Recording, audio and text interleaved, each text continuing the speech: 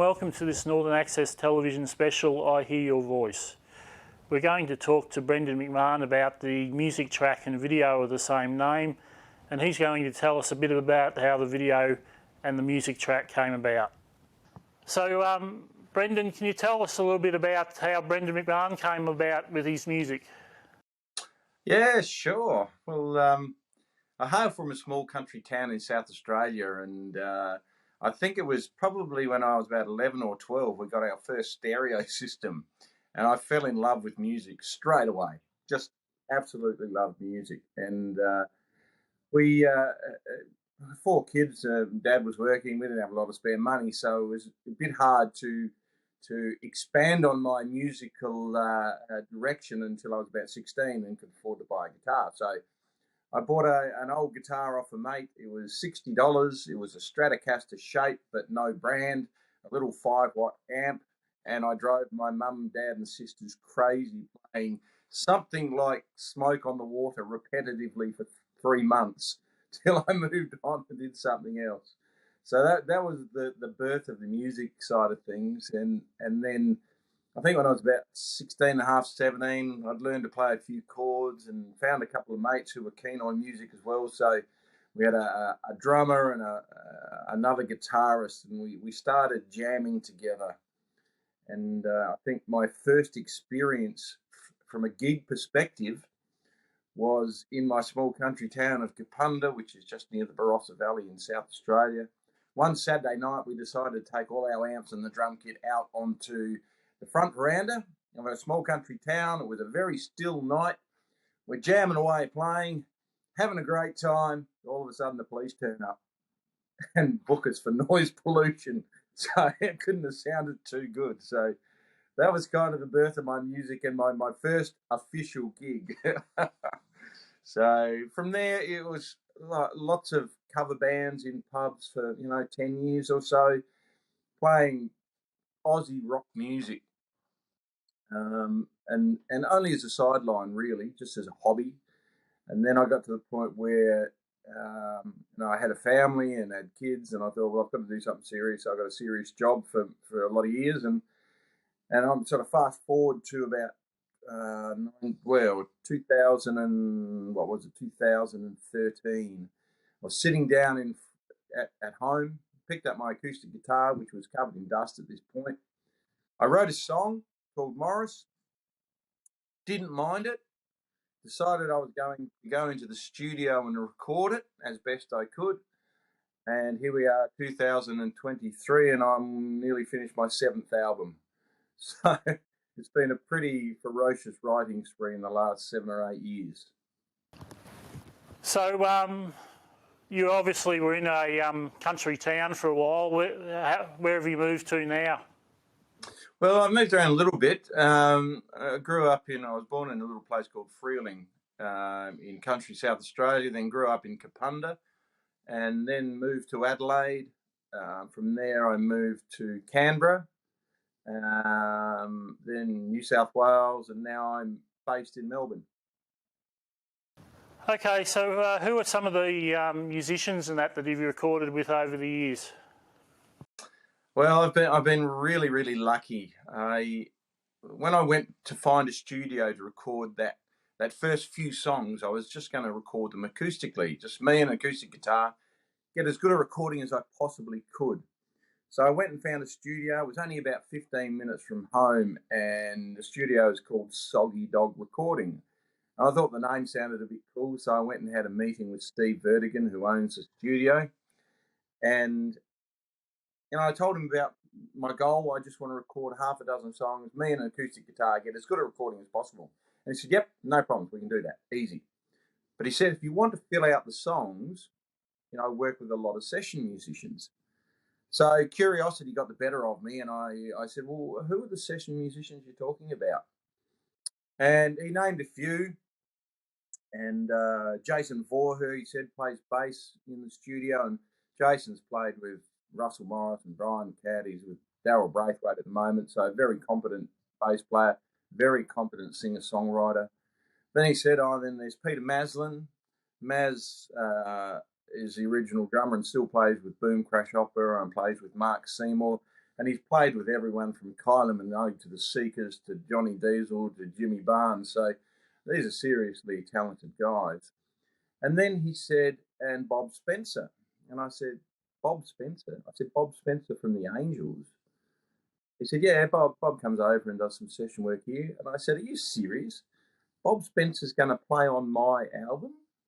I said, Bob's a bit of a hero of mine. You know, I loved watching Bob and the Angels years ago and whatever. And I said, I can't believe Bob Spencer would play on my dinky old songs. And Steve said, they're in here all the time. They're great blokes. They love creating. They love being part of the whole process of new music and meeting new musicians and getting the best out of the song. So that's kind of how it started. It and went from an acoustic recording with my guitar to a full-blown album. So I recorded with Bob and Maz and Jason and Steve Wade. Steve Wade fronted the Little River Band. He was on the first album.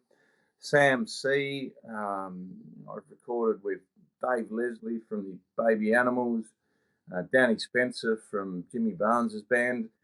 There's a whole pile of guys that I've recorded with that are now, they're all mates now. And, you know, when I first went into the studio with them and played them my first song, I was so nervous. I thought, they're just not going to like my songs. Why would they like my songs? They've played in bands all around the world, great Aussie band, rock bands. Why would they even want to be on my album? But as I said, I just found that they just love creating music. They love working with new artists. They love the whole process of being in the studio. And it was such a wonderful experience, that first session, and such an eye-opener for me to have these guys invested in my music. So it was absolutely fantastic, and I still work with those guys today on my albums. And as I said, you know, we're mates now. They have plenty of skin in the game with my songs, and I let them be as creative as they like to enhance my songs when we go into the studio. So it's been a wonderful process. We will see the music video after this break.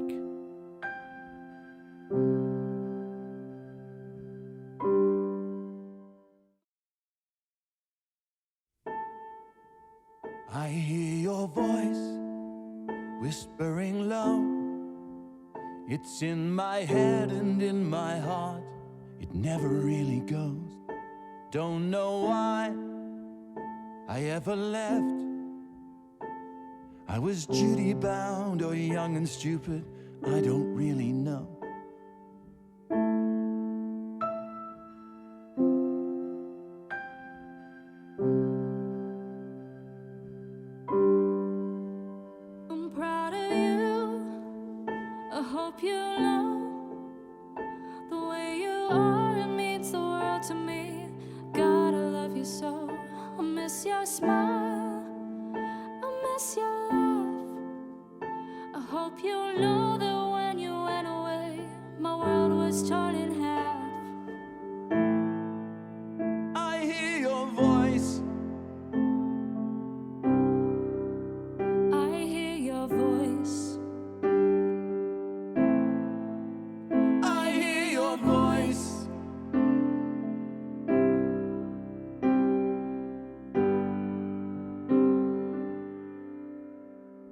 It's quiet now as I try to trace every detail in my mind of your body and your face. I'm trying hard not to cry. I don't want to leave this world. I don't want to say goodbye. Now I'm trying hard not to break as I lay here knowing I'll never touch you again. I feel so cold, but there's no pain. I can feel myself drift away, away to the unknown.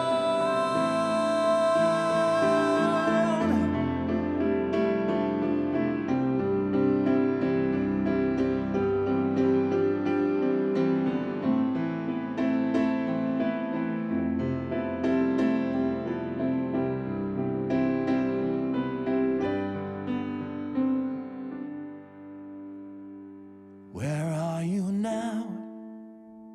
Where are you now? I'm so sorry that I left you. I really don't know how. It's not the way I saw the end. It was when we were both old and grey, together in our bed. I hear your voice whispering low. It's in my head, it's in my heart. It never really goes. I hear your voice, I hear it now. How I ever thought to leave you, I'll never, never know. I hear your I voice hear your voice whispering low. whispering low. I hear your I voice. hear your voice, I hear it now. I hear it now. I hear your voice whispering low. I hear your voice. I hear it now. I hear your.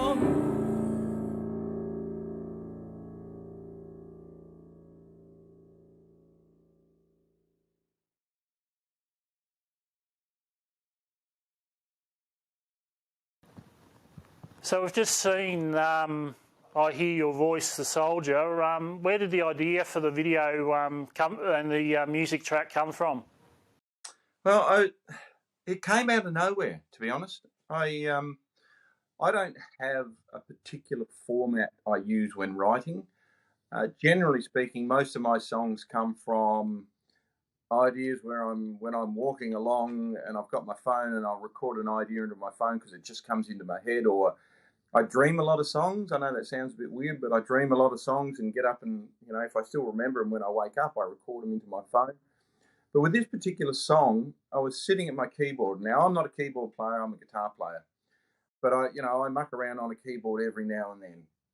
And I was sitting at my keyboard, just tapping on it, just one note, and I say it's similar to the feel of Johnny Cash's Hurt, where he's got that one note going in the song at the end of the song.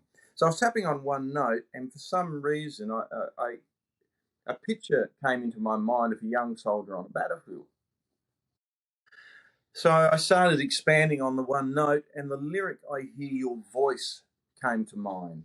I don't know where it came from. It just popped into my head. So I started singing, I hear your voice, I hear your voice, I hear your voice, with this vision of a young soldier on a battlefield. And it is a true story. This song is a true story. It's not my true story, but it is a true story because it's happened so many times to so many thousands of people. And I wondered what it was like for him to be on that battlefield, and I wondered who he'd left behind. And, as I was going, I was thinking, because I didn't intend it to be a duet to start with, but as I was going, I thought, well, no doubt he's thinking about the loved ones he's left behind. He's got this feeling in himself that he's not going to return from the war to see them. So, there's this kind of longing, this desire to be in touch with a person. And then a picture of a young woman over the other side of the world came to mind. And that's where the birth of the duet came from. And I thought, the bond between them, in my mind, was so strong that they could almost telepathically hear each other talking and have a conversation, even though they were worlds apart. So it was one of the songs. Songs are funny things when you're a songwriter. Some of them you pain over for months, maybe even years, and some fall out of you in a short amount of time. This one fell out of me in 30 minutes. In 30 minutes, I had the song done, and I thought, I really like this song. I think it really works, and I think it'll really work well as a duet. So, as I do normally, I went up and got my wife. I said, I've just written a song. She said, what, another one? Stop writing songs. But anyway, I asked her to come down to the studio. I played the song to her, and by the end of the song, she had a tear in her eye. And I thought, well, the song does have the impact that I wanted it to. So yeah, from there it was into the studio to record it. So you ended up making a music video about for the track. How did the inspiration for the music video come about? I think I leveraged off of that relationship between the young guy, the young soldier on the battlefield, and his young wife sitting at home pining for him. So the vision for me was he's on a battlefield, he's on the other side of the world, she's at home longing for him. Somehow we've got to get that into a video. So I spoke to a guy called Duncan Toombs of the Filmery. He's a master with making music videos. He's also an amazing musician. I rang Duncan up, sent him the song. He loved the song. And I said to him, well, this is my vision for the film clip. We've got, remote parts of the world or different other sides of the world, young guy, young girl, the emotion that they would feel if they were in that situation for real, a battlefield scene. So I gave all that to him. I gave him a bit of a script, if you like, a rundown of what I thought the video should be. And then what Duncan is absolutely magical at is bringing it to life. So we hired 2 young actors. So I said to Duncan, I don't want to be in the film clip. The only thing you see of me in the film clip is me playing a little bit of piano, as you've just seen when we played the film clip. But we auditioned a few different actors. We found 2 that we thought would really work well in the clip. Went up to Gosford, found 3 locations, 2 beach locations and the Filmery studio. Set up the war scene and the scenes where the young actress is sitting at a desk, sitting at a table. That was in the Filmery studio. And then we went to 2 different locations with 2 different beach scenes or 2 different seaside scenes to film the young guy and the young girl in those locations. So, and Duncan, when he sent it through to me, the final edit, because, you're there for the whole filming of it, but you don't know how it's going to turn out. You just have a really good feel. Geez, I think we really captured some good emotional stuff. When he sent me back the first set of the film clip, I was just blown away. I said, that is absolutely perfect. It absolutely captured the emotion and the feel of the song and the video. And from the feedback I've had from the music industry to date who've seen the clip, it's right on the mark. So, so that's how we went about it. We will learn about how the music track was recorded after this break.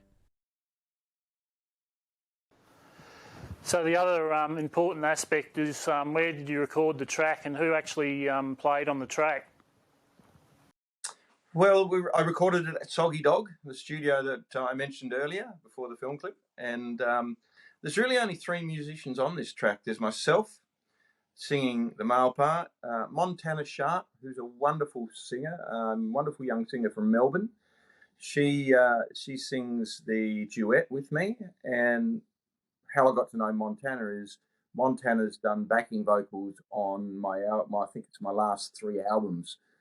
And when I wrote the song, I was trying to think, and I've had a few female backing vocalists record with me. And when I was thinking about the voices and the style of voice I wanted, that I thought would work really well, Montana was a shoo-in. She was the perfect voice for the song.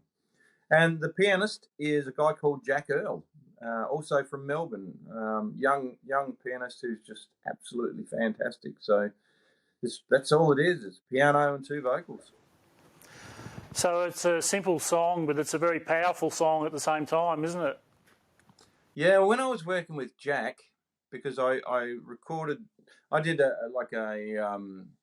guide vocal, and then I got Jack in to do the piano, and we didn't take a lot of time on it, but I said to Jack, it starts simply, it ends dramatically, and it builds through the song. So we kept going through the song, Jack playing what he felt the song was about, then myself and Steve Vertican, the engineer, just tweaking it, saying, look, this is really great, this part. We need to build a little bit stronger here. We need to pull back a little bit here, and then really go out with some power. And after 5 or 6 run-throughs of the piano part, Jack had absolutely nailed it. And then I put my vocal part down. I sent the song to Montana to have a few listens. Montana came into the studio, and I'd already sent a bit of an overview of the song and the passion in the song and how it I hoped it would come across. And she came in, and I think she did 3 or 4 run-throughs, and we had the perfect female part, and then it was just a matter of putting it all together and getting it out there. So, Brendan, is the song a part of a new album you're recording at the moment? Yes. I'm always recording albums. Since I started in 2000, I went into the studio first. For my first solo recording, I went in 2014. And then that album came out in 2015. And by the time that album came out, I was already halfway through the next album, album 2. And that's kind of been the pattern ever since I went into the studio in March 2014. So I've released 6 albums today, 6 solo albums. And this song will be on album number 7, which we've been working on for probably the last 6 or 7 months in the studio. So at this point, I've released 2 tracks from the album already prior to I Hear Your Voice, a Soldier. So I released a track in November called New Country Morning, and that was taken up really well by radio. I was really pleased with that. And then I released a track in, when was it? February, late January, early February, called Time Rolls On, and that was a little bit different for me. For the most part, I've always written by myself and not collaborated. Last year, I decided, not because I needed new music or new songs, it was just to do something different and to put myself out of my comfort zone of just sitting writing by myself. I decided to go and do a writer's retreat at Nundle at a place called the Dag Sheep Station. Every year, a couple of times a year, they hold writers' retreats where they get 20 or 30 songwriters all gather together, some mentors from the industry like Luke O'Shea and Felicity Urquhart, Kevin Bennett, Ashley Dallas, those types of people. And what we do is we co-write with the mentors, and then we choose who we want to write with out of the group. So we spend 4 days there just writing songs. So the second song I released, called Time Rolls On, was the first collaboration release for me. And I wrote it with a guy called Andrew Ryan, he was a bush poet, basically, and now he's started writing his own songs. And he's a very Australiana type musician. So we sat out the back of the Dag one afternoon and on a couple of chairs with our guitars, grabbed a couple of beers, decided on what we wanted to write a song about, wrote the song, and that was in April last year. We wrote that song, and I released that one in February. And once again, it got taken up so well by radio, and it was nice to see that for Andrew's sake, who's relatively new to recording, and for my sake, that we made a collaboration work. So I started investing more of my own time and energy into collaborating, because the songs seem to go in a little bit different directions when you've got other people putting ideas into them. So that was fun, and I'll continue to do that. And so this is the 3rd release. I Hear Your Voice, a Soldier is the 3rd release of what will be my 7th album. Now I haven't scheduled a date for the album release yet, because we're still tweaking the final mixes and I still have to master the album. But I'm thinking later on this year, sort of 2/3, 3/4 of the way through the year, I'll pop the 7th album out. Haven't picked a name yet. Because that's always a hard thing to do, is to find a name for an album. I don't know whether other musicians find that, but I find it really difficult to find a suitable name for an album.